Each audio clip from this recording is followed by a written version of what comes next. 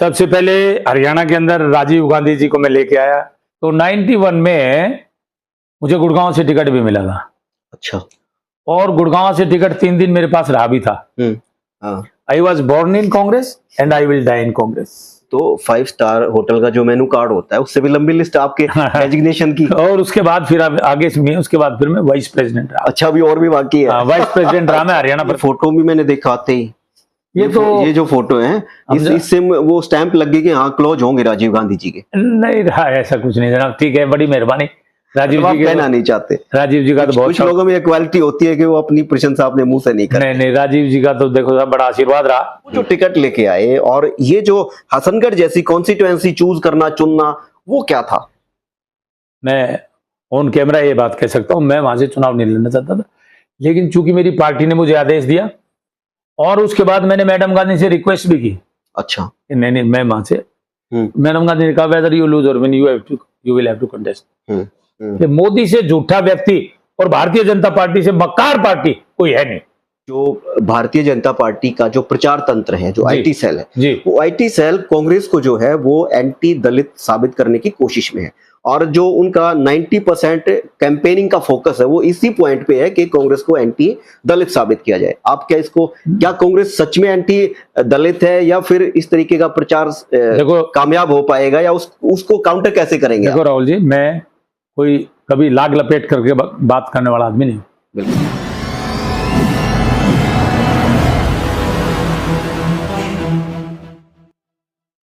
नमस्कार, मैं हूं राहुल लारिया और इस वक्त मेरे साथ हैं कांग्रेस के वरिष्ठ नेता चक्रवर्ती शर्मा जी। चक्रवर्ती शर्मा वरिष्ठ और एक वरिष्ठतम की एक और शब्द होता है वरिष्ठतम, जो बड़ी फॉर्म में होता है वरिष्ठ के, तो वरिष्ठतम नेता हैं चक्रवर्ती शर्मा जी। चक्रवर्ती शर्मा जी से जानने की कोशिश करते हैं कि जो पॉलिटिकल परिदृश्य है आज का, चाहे वो कांग्रेस का हो चाहे भाजपा का हो, उसको लेकर क्या उनका मानना है और जो जिस तरीके से कांग्रेस की सीटों की बात हो या कांग्रेस के माहौल की बात हो या जिस तरीके से भाजपा की राजनीति हो, उन तमाम चीजों पर चर्चा करेंगे चक्रवर्ती शर्मा जी से। शर्मा जी, आपका बहुत बहुत स्वागत है। आपका बहुत बहुत धन्यवाद। सर, मैं सबसे पहले जानना चाहूंगा, जैसे हमने रिसर्च हम लोग करते हैं, जिसका भी इंटरव्यू करना होता है उसके बारे में मोस्टली बातें जानने की कोशिश करते हैं, तो जब मैं आपके बारे में कुछ जान रहा था तो मुझे पता लगा कि जितने पद डेजिग्नेशन चक्रवर्ती शर्मा जी के पास हैं उतने शायद ही किसी के पास।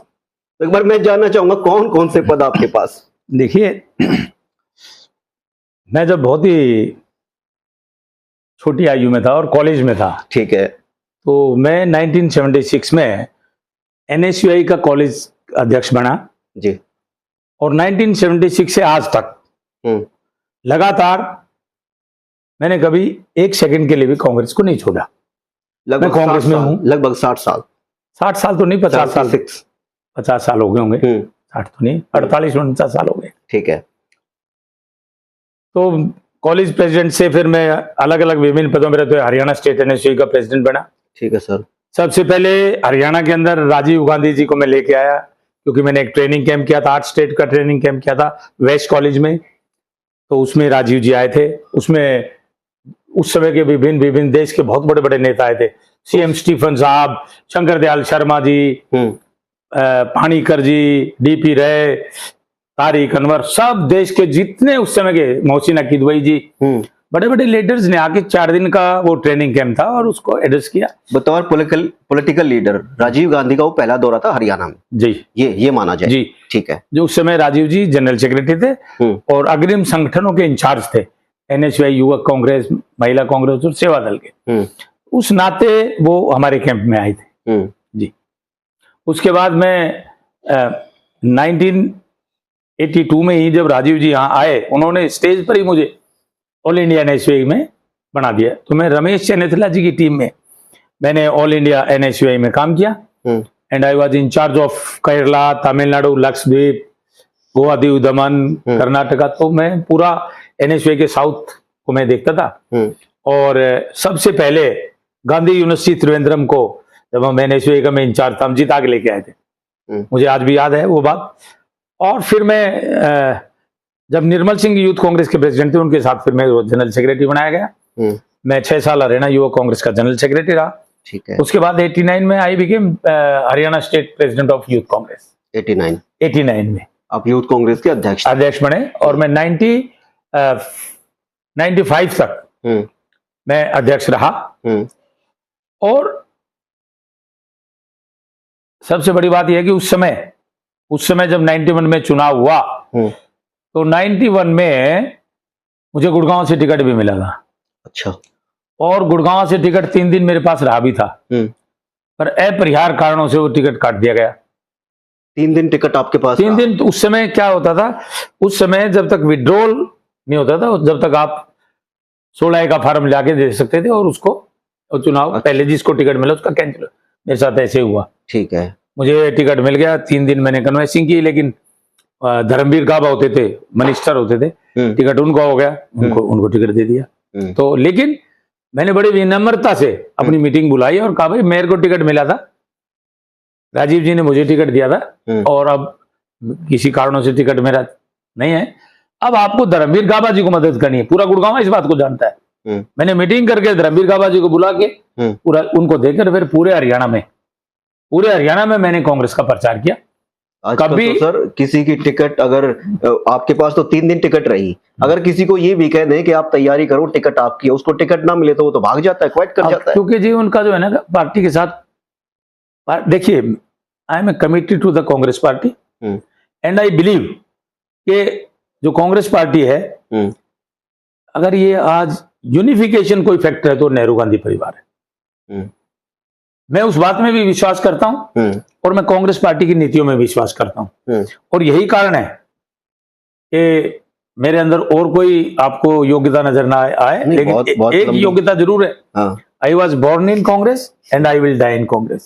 इससे बड़ी योग्यता और क्या हो सकती है? ये योग्यता मैंने तो बहुत कम कांग्रेसियों के मुंह से ये कहते सुना है कि हम जिंदा भी रहेंगे कांग्रेस में और मरे भी कांग्रेस। उसके बाद मैं एग्जीक्यूटिव कमेटी का मेंबर बना पीसीसी में। उसके बाद मैं जनरल सेक्रेटरी भूपेंद्र सिंह हुड्डा जी जब पीसीसी प्रेसिडेंट थे, मैं जनरल सेक्रेटरी बना और मैं बहुत लंबे समय तक 4-5 वर्ष तक मैं जनरल सेक्रेटरी रहा। ये तो 5 स्टार होटल का जो मेनू कार्ड होता है उससे भी लंबी लिस्ट आपके डेजिग्नेशन की। और उसके बाद फिर आगे से उसके बाद फिर मैं वाइस प्रेसिडेंट रहा। अच्छा, भी और भी बाकी है। वाइस प्रेसिडेंट रहा मैं हरियाणा प्रदेश कांग्रेस कमेटी का 9 साल 7 साल, वेरी सॉरी 7 साल। ठीक है। मैं मौलाना जी के साथ पूरा का पूरा वाइस प्रेसिडेंट रहा और फिर मैं पिछले 20 साल से लगातार ऑल इंडिया कांग्रेस कमेटी का मेंबर भी हूँ। बहुत बहुत लंबी सूची है। हाँ, मैं थोड़ा सा और अभी भी मैं आईसीसी का मेंबर हूँ और मुझे ये समझ में आता है, ये बताते हुए खुशी होती है कि शायद ही हिंदुस्तान का ऐसा कोई प्रांत होगा जहाँ पे आपने काम ना, जहाँ मुझे चाहे गोवा हो, चाहे कर्नाटका हो, चाहे तमिलनाडु हो, चाहे श्रीनगर जम्मू कश्मीर हो, चाहे हिमाचल प्रदेश हो, बिहार हो, उत्तर प्रदेश हो, मध्य प्रदेश में तो मैं बहुत 3-4 बार गया। नहीं, और गोवा में मैं 2 बार सेंट्रल ऑब्जर्वर बन के रहा हूँ। मुझे पता लगी कि आपने हरियाणा में जितना काम किया है उतना ही काम ऑल ओवर इंडिया के अंदर करा है। देखिए बात ये पार्टी का काम करना है, जो पार्टी काम दे दे निष्ठा से पार्टी का काम करना है। क्योंकि देखिए पार्टी अगर मुझ पर विश्वास करके मध्य प्रदेश में काम करने के लिए भेजती है, अभी जो चुनाव है उसमें मैं I was incharge of Ujjain division और उससे पहले जो वहां की हमारी कांग्रेस पार्टी की जो ये मेंबरशिप होती है उसके अंदर मैंने I was incharge of Indore division, सारा पूरा का पूरा वो सब मेंबरशिप मैंने बनाए वहां बैठ के। कमलनाथ जी पीसीसी प्रेसिडेंट थे, उनके सबके सहयोग से। सर मैं अब अगले स्टेप की तरफ आता हूँ जी। आपके बारे में ये भी सुनने को मिलता है कि आप राजीव गांधी जी के बड़े नजदीकी थे, सोनिया जी के बड़े नजदीकी थे और उसी कारण फिर आपको हरियाणा भेजा गया, या जिस तरीके से हरियाणा के अंदर जो भी डेलीगेशन मिले वो आपकी निकासी वहां से ऐसी थी डायरेक्ट। नहीं, ऐसा कुछ नहीं है जनाब। ये परसेप्शन गलत है, इस तरह का परसेप्शन बन जाता है। क्योंकि जो आदमी भी ऑल इंडिया के अंदर पदाधिकारी रह के काम करता है तो इट इज बट नेचुरल वो हमारे सहयोगी। अब मुकुल वासनिक हमारे साथ प्रेसिडेंट थे, आज जनरल सेक्रेटरी अविनाश पांडे वो मेरे साथ एनएसयूए प्रेसिडेंट थे, यूथ कांग्रेस प्रेसिडेंट थे। केसी वेणुगोपाल जी मेरे साथ यूथ कांग्रेस प्रेसिडेंट थे। अब जितनी भी आज कांग्रेस है तो सभी के सब मेरे साथ पदाधिकारी थे, यूथ कांग्रेस में थे, एनएसयूए। तो अब ये कह दोगे भाई वो I am very close to the high command, ऐसी कोई बात नहीं है। नहीं, ये फोटो भी मैंने देखा आते ही, ये जो फोटो है इससे वो स्टैंप लग गई कि हाँ क्लोज होंगे राजीव गांधी जी के। नहीं रहा, ऐसा कुछ नहीं जनाब। ठीक है, बड़ी मेहरबानी, राजीव मतलब आप जी के कहना नहीं चाहते। राजीव जी का तो बहुत कुछ लोगों में ये क्वालिटी होती है कि वो अपनी प्रशंसा अपने मुंह से नहीं करते। नहीं, राजीव जी का तो देखो बड़ा आशीर्वाद रहा। मैं तो इतनी हम्बल बिगिनिंग से शुरू होके, और देखिए उन्हीं का आशीर्वाद है कि भगवान की दया से आज हिंदुस्तान के हर प्रांतों में हमारे दोस्त हैं, और कांग्रेस में इतना काम करने का उन्होंने मौका दिया, और मैं शुक्रगुजार हूं इस बात के लिए, कांग्रेस पार्टी का भी, और खास तौर से राजीव जी का, सोनिया जी का, और भाई राहुल जी ने भी। जब राहुल जी थे तो 2018 में मुझे लगाया विदिशा, पार्लियामेंट और पूरा वो रीजन मैंने मध्य प्रदेश का देखा 2018 के चुनाव में। राहुल जी ने भी हमारी अलग अलग जगह बहुत ड्यूटी लगाई। मुझे, मेरी ड्यूटी गुजरात में थी, अहमदाबाद में हमने काम किया, अशोक गहलोत जी ने स्पेशल ड्यूटी लगाई, वहां भी मैंने काम किया पूरा 1 महीना आएवा जी ने अहमदाबाद। चलिए मैं अब थोड़ा सा तीसरे स्टेप पे आता हूँ। 2005 के अंदर आपने चुनाव लड़ा हसनगढ़ विधानसभा क्षेत्र से। अब तो हसनगढ़ नहीं है, परिसीमन के अंदर, हाँ वो चला गढ़ी सांपला किलोई के अंदर हुड्डा साहब की कॉन्स्टिट्यूंसी में आधा कलम। हाँ बिल्कुल। तो उस टाइम पे बहुत सारे लोग ये कहते हैं कि चक्रवर्ती शर्मा जी उस टाइम पे यहाँ पे उनकी आम पहचान नहीं थी, और यहाँ पे जिनको टिकट मिलना चाहिए था उनको टिकट ना मिल करके, और चक्रवर्ती शर्मा जी एकदम से आए, टिकट लेके आए, और फिर उन्होंने चुनाव फाइट किया। चुनाव भी हालांकि बहुत अच्छा फाइट आपने किया, लोग ऐसा भी मानते हैं। तो वो जो टिकट लेके आए और ये जो हसनगढ़ जैसी कॉन्स्टिट्यूएंसी चूज करना, चुनना, वो क्या था?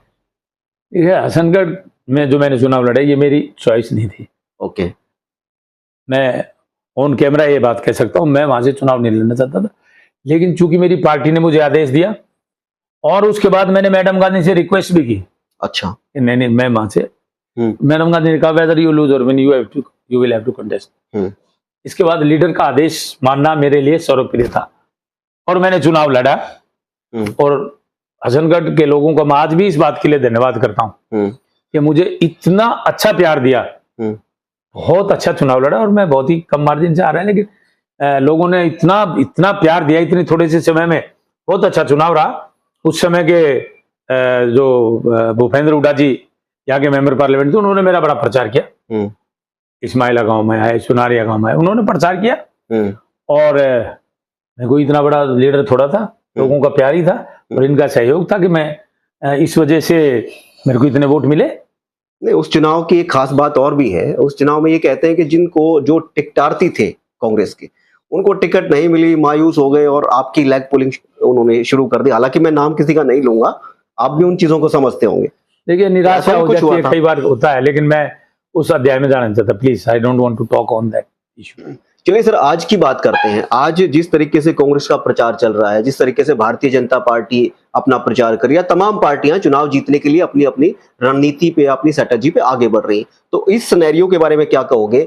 देखिए, एज ए कांग्रेस पर्सन आप कहोगे तो मैं मान सकता हूं कि आप यही कहोगे कि कांग्रेस की थंबिंग मेजोरिटी से, क्लियर मेजोरिटी से सरकार आएगी, बहुत बहुमत से सरकार आएगी। मगर एक विश्लेषक के तौर पे मैं आपसे पूछूं, जिस तरीके से आपका अनुभव रहा है लंबा, कांग्रेस में हो या देश की राजनीति में हो या हरियाणा की राजनीति में हो, उस बारे में देखिए राहुल जी, उस लिहाज से क्या कहोगे? देखिए राहुल जी, भारतीय जनता पार्टी का जो शीर्ष नेतृत्व है, जिसके अंदर प्रधानमंत्री मोदी जी आते हैं, ठीक है, मोदी जी का झूठ बिक गया है हरियाणा में 2014 में। भूपेंद्र सिंह हुड्डा जी के नेतृत्व वाली कांग्रेस सरकार ने 2005 से 2014 तक इतने काम किए, हरियाणा को 1 नंबर पे लाके खड़ा कर दिया पूरे देश में। ठीक है, ये सच्चाई है। लेकिन चूंकि उस समय मोदी जी का झूठ पूरे देश में बिक रहा था, तो हरियाणा में भी बिक गया, लोगों ने उनका झूठ मान लिया और हम लोगों को हरा दिया। हुड्डा साहब के काम पर नरेंद्र मोदी जी का झूठ भारी पड़ा। मैं ये कहना चाहता हूँ, नहीं तो क्या बात थी, अगर लोगों ने विकास के नाम पर वोट दिया होता तो आज तक कितना विकास 10 साल में जो भूपेंद्र सिंह हुड्डा जी के नेतृत्व वाली कांग्रेस सरकार ने काम किया और 10 साल में जो भारतीय जनता पार्टी ने काम किया, हरियाणा को हिंदुस्तान के अंदर कहीं का नहीं छोड़ा। बेरोजगारी में नंबर 1, आज देखो तो भ्रष्टाचारी में नंबर 1। आज आप देखिए लैंड ऑर्डर में हम कहां खड़े हैं, देश में सबसे ज्यादा असुरक्षित राज्य। मैं नहीं कह रहा हूं, इनकी सरकार के डेटा कह रहे हैं कि हरियाणा सबसे असुरक्षित राज्य आज रहने के लिए। तो ये बात थी। लेकिन मैं एक बात आपको बता दूं, आज का जो वातावरण है, हर कोई ये कहता है कि हरियाणा के अंदर कांग्रेस का बहुत अच्छा माहौल है। हरियाणा में कांग्रेस का अच्छा माहौल अपने आप नहीं बना। हरियाणा में जो कांग्रेस का अच्छा माहौल है पिछले 10 साल से कांग्रेस पार्टी के लीडर्स ने, वर्कर्स ने लगातार पिछले 5 साल से चौधरी भूपेंद्र सिंह हुड्डा जी विपक्ष के नेता हरियाणा में, उन्होंने सदन के अंदर भारतीय जनता पार्टी को झिझोड़ के रखा। 5 साल हरियाणा के लोगों के मुद्दे जितने भी थे, सभी मुद्दों के ऊपर उन्होंने बड़ी ऐसी विपक्ष की भूमिका निभाई। पूरा हरियाणा, पूरे आपके समाचार पत्र और आप सब लोग उस बात से भली भांति परिचित और जानते हैं। और हमारे जो नेशनल कार्यक्रम आए पार्टी के, जैसे हाथ से हाथ जोड़ो कार्यक्रम, मैं ये बात गर्व से कह सकता हूं, वो कार्यक्रम पूरे देश में 2 महीने चला होगा, ठीक है, लेकिन दीपेंद्र सिंह हुड्डा जी ने वो कार्यक्रम 8-9 महीने चलाया। 90 हल्कों में इतनी बड़ी बड़ी सभाएं हाथ से हाथ जोड़ो कार्यक्रम की पलवल से लेके कालका तक और सोनीपत से लेके सरसा तक। मेरे ख्याल तो कोई कॉन्स्टिट्यूंसी, कोई इलाका, कोई ब्लॉक बचा नहीं। और हमारे कार्यकर्ताओं ने भी, भूपेंद्र सिंह हुड्डा जी ने विपक्ष आपके समक्ष कार्यक्रम चलाया, आपने उसको कवर भी किया होगा। बिल्कुल बिल्कुल। पूरे हरियाणा के अंदर कोई जिला नहीं छोड़ा हमने, विपक्ष आपके समक्ष 90 के 90 हल्कों में हम लोग गए। फिर अब एक हरियाणा मांगे हिसाब, जिसके अंदर पूरे के पूरे नेता, पूरे के पूरे कार्यकर्ता सभी ने मिलके, और हमने हरियाणा के लोगों के दुख दर्द को, जो लोग समझते हैं कि भाई हरियाणा में कांग्रेस ने उनको जिंदा रखा है, हमारे हक हुकूकों की लड़ाई, हमारे अधिकारों की लड़ाई के लिए कांग्रेस पार्टी ने हमेशा अलग जगह के रखा है हरियाणा में। और यही कारण है कि आज हरियाणा के अंदर कांग्रेस की पोजीशन बहुत अच्छी है। और भारतीय जनता पार्टी के नेताओं ने, मैं तो विशेष तौर से आपसे बात कहता हूं राहुल जी, माननीय मोदी जी ने किसानों पर कितने जुल्म ढाए आपके सामने। किसान बॉर्डर्स पे बैठे रहा, 750 किसान शहीद हो गए, 3 काले कानून ले आए। और किसानों को मैं बधाई देता हूं इस बात के लिए, किसानों ने अपना संघर्ष जारी रखा और मोदी जी की सरकार को वो तीनों वो काले कानून वापस लेने पड़े। लेकिन साथ में उन्होंने कुछ वायदे भी किए थे किसानों के साथ। क्या उनमें से कोई आज तक वायदा पूरा किया? एमएसपी की गारंटी की बात की थी। हमारा अगर आप घोषणा पत्र देखेंगे और अगर हमारी जो गारंटियां देखेंगे, जिसको अभी माननीय खड़गे जी ने कहा, और जिसको कि वहां पर हमारे उदयभान अध्यक्ष भी मौजूद थे, चौधरी भूपेंद्र हुड्डा जी मौजूद थे, एआईसीसी से जो 7 गारंटियां थी, उसमें चाहे वो पेंशन की गारंटी, कांग्रेस जो कहती है वो करती है। और हरियाणा के लोगों को इस बात का विश्वास है कि अगर ये कांग्रेस ने गारंटियां दे दी तो हम करते हैं। हमारे समय में जो हमारे दलित समाज के लोग, जो वंचित, जो बेचारे गरीब हैं, उनको 100 गज के प्लॉट और उनको बनाने के लिए पैसे, 3,83,000 प्लॉट 100 गज के हमने स्कीम चलाई। पानी की टूटी, दलितों के घर पे पानी की व्यवस्था, पानी का कनेक्शन, ये सब किसने किया? हमारी कांग्रेस की सरकार में हुआ है सारा काम। जैसे इनकी सरकार आई, सारी हमारी योजनाएं बंद कर दी। और आज क्या कह रहे हैं? अब हम देंगे। अब तुमने फिर हमारी चलाई योजनाएं क्यों बंद की आपने? ये बताओ। हमारे जब हमारी सरकार बनी 2005 में, तो इनेलो पार्टी ने भी इतने गड्ढे खोद दिए थे, आप क्या पूछोगे? कह दिया ना मीटर होगा, ना मीटर रीडर होगा, लोगों ने बिजली के बिल नहीं भरे। हमने कहीं घोषणा पत्र में नहीं लिखा ना कि हम बिजली के कर्जे माफ करेंगे, लेकिन भूपेंद्र सिंह हुड्डा जी ने मुख्यमंत्री बनते ही हरियाणा के अंदर 1600 करोड़ रुपए के कर्जे माफ किए। ऐसा उदाहरण आपको देश में कहीं देखने को नहीं मिलेगा। हरियाणा के लोग हम पर विश्वास करते हैं। हरियाणा के लोग ये मानते हैं कि आगे कांग्रेस की सरकार बनाएंगे तो उनके बच्चों की बेरोजगारी दूर होगी। क्योंकि आज हरियाणा, मैं नहीं कह रहा हूं, इनके आंकड़े कह रहे हैं, केंद्र सरकार के सरकारी आंकड़े, हरियाणा के अंदर 37% बेरोजगारी है। मैं नहीं कह रहा हूं ये। आज आप जाओ, हर घर में 2-2, 3-3 बच्चे बेरोजगार बैठे। 2 लाख नौकरियां खाली पड़ी हुई हैं हरियाणा में, इन्होंने सरकारी नौकरियां इन्होंने भरी नहीं। और ये बात करते हैं हमारे ऊपर, कहते हैं हमने तो योग्यता के आधार पर नहीं लगाए। बिल्कुल झूठ बोलते हैं। हमने लगाए। हमारे समय में एचपीएससी के ड्रायर में से करोड़ों रुपए नहीं पकड़ा गया। ठीक है। इससे ज्यादा बुरी बात हिंदुस्तान में कहीं देखने को नहीं मिलेगी कि भारतीय जनता पार्टी के राज में एसएससी का चेयरमैन हो, एचपीएससी के मेंबर, उनके घरों में पैसे पकड़े गए, उनके ऑफिस में से पैसे निकाल के पैसे किए, पकड़े गए और उन पर आज तक कोई एक्शन भी नहीं। थोड़ी से दिन के लिए वो अखबार में चली, उसके बाद चुप। ये क्या बात करते हैं। देखिए, इनके सरकार में चुने हुए प्रतिनिधि, सबसे छोटी इकाई सरपंच, गांव का मुख्यमंत्री होता है, वो अपनी मांग के लिए चंडीगढ़ गए, उन पर लाठियां बरसाई। आशा वर्कर्स गई, उन पर लाठियां बरसाई। कोई सा ऐसा वर्ग इन्होंने छोड़ा है हरियाणा का जो अपनी मांग लेके चंडीगढ़ गया हो? पर पानी की बौछारें, लाठियों की मार, जेलों में बंद कर दिए। क्या वो लोग भूल गए क्या? इसलिए हरियाणा के लोग भारतीय जनता पार्टी का शासन हरियाणा में देखना नहीं चाहते और वो कांग्रेस का शासन हरियाणा में लाना चाहते हैं, ताकि हरियाणा उसी पथ पे चल के फिर कांग्रेस पार्टी की सरकार एक नंबर पे हरियाणा को पूरे देश के अंदर लेकर आए। चलिए, एक फिल्मी चेहरा होती थी, आजकल भारतीय जनता पार्टी का चेहरा है, राजनीति का चेहरा है। मंडी हिमाचल से सांसद है कंगना रनौत।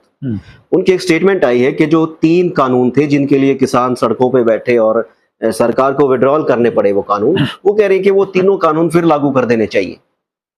इसको लेकर आप क्या कहेंगे? देखिए, ऐसा है सर, मैं राहुल जी इसके बारे में यही कहूंगा, कंगना भी किसी की बहन है, किसी की बेटी है, मैं कोई कमेंट तो नहीं करना चाहता, लेकिन मैं ये जरूर कहना चाहता हूँ, उसने इस तरह की बातें कर करके अपना वो, देखिए मेंबर ऑफ पार्लियामेंट है, उसको फिर भी चंडीगढ़ के एयरपोर्ट पे एक थप्पड़ मार दिया एक कर्मचारी ने, क्योंकि वो किसान की बेटी थी। इस तरह की बातें नहीं करनी चाहिए। देखिए, किसान जो है ना, धरती का सीना चीर के और अनाज पैदा करता है और देश के लोगों का पेट भरता है। अगर आप किसान के बारे में ऐसा कमेंट करोगे तो who is going to tolerate that comment? और ये ऐसी ऐसी बातें, अनर्गल बातें हैं ये, मैं उसके बारे में कुछ नहीं कहना चाहता। उसी के विवेक पे छोड़ दो उसको, अपने रहमो करम जीवन। इस तरह की बातें अच्छी नहीं है, समाज के लिए भी अच्छी नहीं है। और देखिए, राजनीति एक ऐसी चीज है जो कि समाज सेवा की चीज है। राजनीति कंट्रोवर्सी की चीज नहीं है कि मैं आपके सामने ऐसा बयान दे दूं कि कल फिर आपका पूरा मेरा ही बयान चले। ये तो ऐसी बातें हैं, मैं इससे ज्यादा उसके बारे में कुछ नहीं कहना। चलिए, देखिए, मोदी जी की बात आपने कही कि 2014 के अंदर मोदी जी का झूठ बिक गया और जो कांग्रेस का काम था, विकास था, वो पीछे रह गया। सच्चाई है। देखिए, आज गोहाना के अंदर नरेंद्र मोदी की रैली है, तो वो झूठ आप जिस तरीके से कह रहे हैं कि झूठ बिक गया, तो झूठ फिर 2024 में दोबारा तो नहीं, अभी आए थे ना, तीसरी बार तो नहीं बिक जाएगा। अभी आए थे ना कुरुक्षेत्र, आप वहां के लोगों से पता कर लो, 5000 आदमी थे। तो ये क्या देश के प्राइम मिनिस्टर की लोकप्रियता है?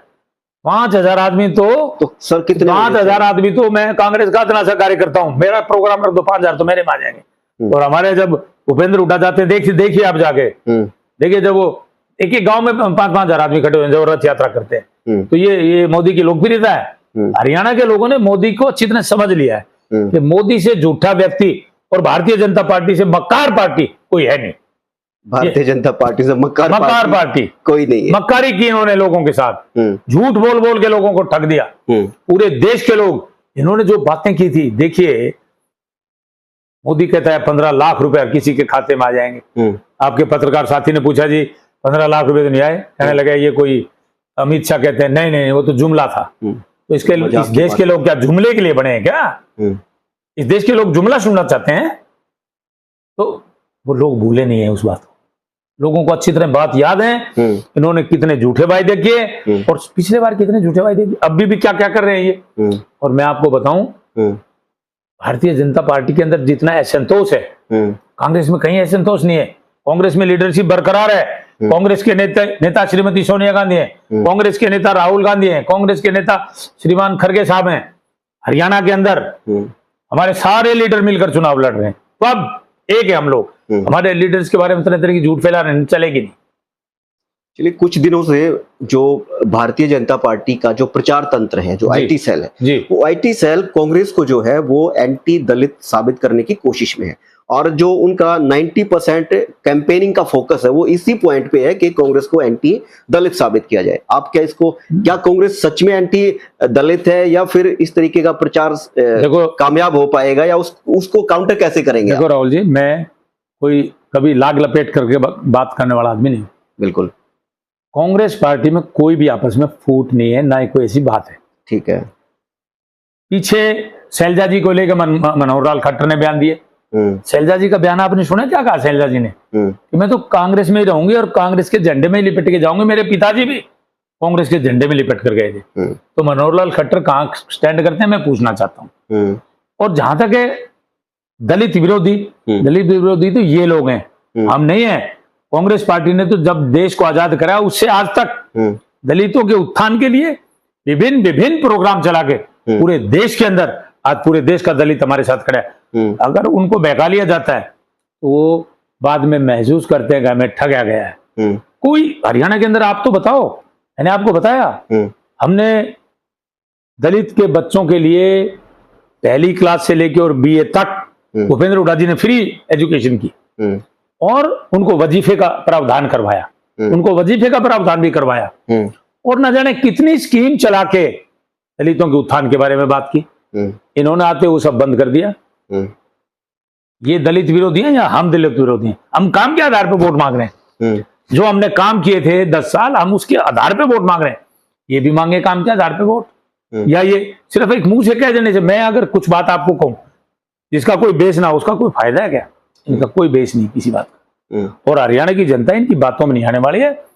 बहुत अच्छी मेजोरिटी से हरियाणा में कांग्रेस की सरकार बनेगी और भारतीय जनता पार्टी ने जो हरियाणा को इतने पीछे धकेल दिया है, हम दोबारा हरियाणा का पुनर्निर्माण का काम करेंगे, ऐसी मैं आशा करता हूं। चलिए, मैं कंक्लूड करूंगा 1-2 सवालों के साथ और। हरियाणा के अंदर मैं आपसे अगर ये पूछूं कि हरियाणा के अंदर आपका नेता कौन है कांग्रेस के अंदर, हरियाणा के अंदर? मतलब सर आप मतलब मेरा सवाल ये है कि अगर मैं आपसे ये जानना चाहूं कि हरियाणा में कांग्रेस में आपका नेता कौन है, आप किसको नेता मानते हैं कांग्रेस में? देखिए, आज की तारीख में कोई कुछ भी कहता रहे, हमारी पार्टी के अंदर हम बड़ों का छोटों का बड़ा सम्मान करते हैं। आज भूपेंद्र सिंह हुड्डा सबसे सीनियर लीडर है, ठीक है, रोहतक के ही हैं। मैंने तो उनके साथ युवा कांग्रेस में भी काम किया है। लेकिन हमारी पार्टी में कोई गुटबाजी नहीं है।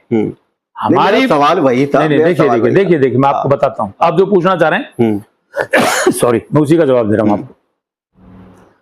कांग्रेस पार्टी में किसी मत पे मतभेद तो हो सकते हैं, लेकिन मनभेद किसी में नहीं है। हम अगर कोई इश्यू के ऊपर हमारा मतभेद है, लेकिन आफ्टर सम टाइम हम बैठ के डिस्कस करेंगे, फिर हम हमारे मनभेद दूर, फिर हम दोबारा मिलकर खड़े होकर काम करते हैं। और आने वाले आप दिनों में देखेंगे सारे लीडर मिलकर काम करेंगे पूरे पार्टी। देखिए सर, सबसे जरूरी जो मिलकर काम करने का टाइम होता है वो चुनाव का। जहां तक आप सीनियरिटी की बात करते हो, सीनियर तो भूपेंद्र हुड्डा जी से कोई भी नहीं है। और भूपेंद्र हुड्डा, माफ करना, हरियाणा के ही नहीं, मैं ये कह सकता हूं कि हिंदुस्तान की सभी पार्टियों में आज सबसे बड़े किसान नेता है। कोई गलत फहमी ना रहे।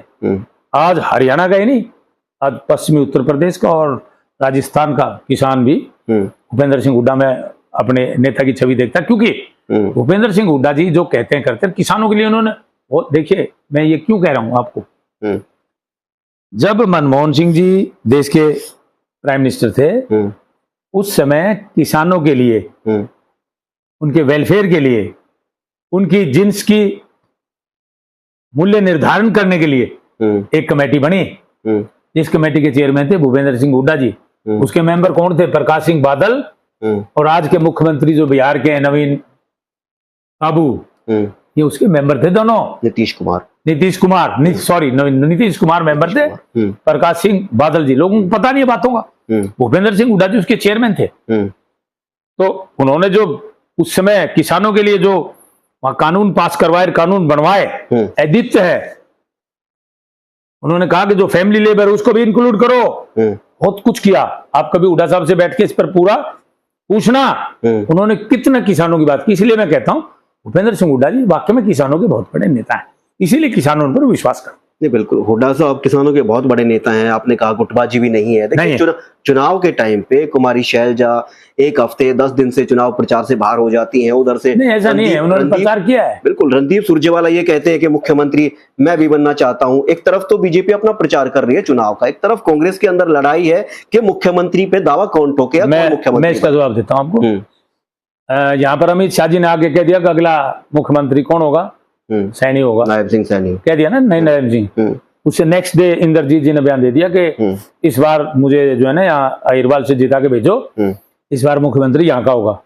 और उसके बाद अनिल विज ने क्या कहा है अम्बाड़ा में कि मैं मुख्यमंत्री की दौड़ में हूँ। देखिए, एक नाम और आप बोल रहे हैं, यहाँ से लोहारू से जयप्रकाश दलाल ने कहा कि भिवानी से भी मुख्यमंत्री होना चाहिए। हाँ कहा है। मैं उस पर आ रहा था, लेकिन आप चलिए।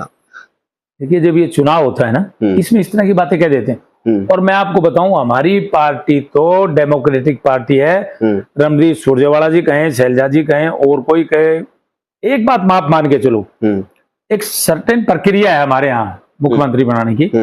जो चुने हुए विधायक होंगे, उनकी विधायक दल की बैठक होगी, उसके अंदर ऑब्जर्वर जाएंगे, उनसे पूछेंगे उनके मन की इच्छा क्या है, हरियाणा का मुख्यमंत्री, उनका नेता, सदन का नेता कौन होना चाहिए, वो सब उनकी राय ले जाके फिर आला कमान को बताएंगे। आला कमान फिर जिसको मुख्यमंत्री बनाना चाहेगा वो मुख्यमंत्री बनेगा। अब ये तो कोई बात ही नहीं है, मुख्यमंत्री का डेमोक्रेसी है, दावेदारी तो कोई भी ठोक सकता है। उसके लिए 2005 के अंदर जब कांग्रेस मेजोरिटी में आई और उस वक्त कहते हैं कि चौधरी भजनलाल के साथ विधायक ज्यादा थे, मगर आलाकमान ने भूपेंद्र सिंह हुड्डा को चीफ मिनिस्टर बना दिया। नहीं, ऐसा कहते हैं, लेकिन ऐसा नहीं है। विधायकों की राय के बिना यहाँ कोई मुख्यमंत्री बनता नहीं। उस वक्त भी विधायकों की राय, देखिए, वो विधायकों ने आपको और मेरे को थोड़ा बताया। विधायकों ने जो उस समय में जो आए थे, अशोक गहलोत जी थे और थे जो भी थे, हाँ, ऑब्जर्वर्स, उनको जो बताया होगा, पार्टी आलाकमान सदा विधायकों के निर्णय के ऊपर पूरा गौर करके ही कोई फैसला लेती है। चलिए चक्रवर्ती जी, आपने वक्त दिया, आपने तमाम चीजें साझा करी, आपका बहुत बहुत शुक्रिया। ये थे हमारे साथ चक्रवर्ती शर्मा जी, जिनका साफ तौर से ये कहना है कि आने वाली सरकार कांग्रेस की सरकार होगी और जो मोदी जी का झूठ 2014 के अंदर बिका था वो 2024 के अंदर नहीं बिकने वाला, ऐसा चक्रवर्ती शर्मा जी का कहना है। आज के लिए बस इतना ही, फिर हाजिर होंगे किसी बड़ी पॉलिटिकल शख्सियत के साथ। तब तक के लिए नमस्कार।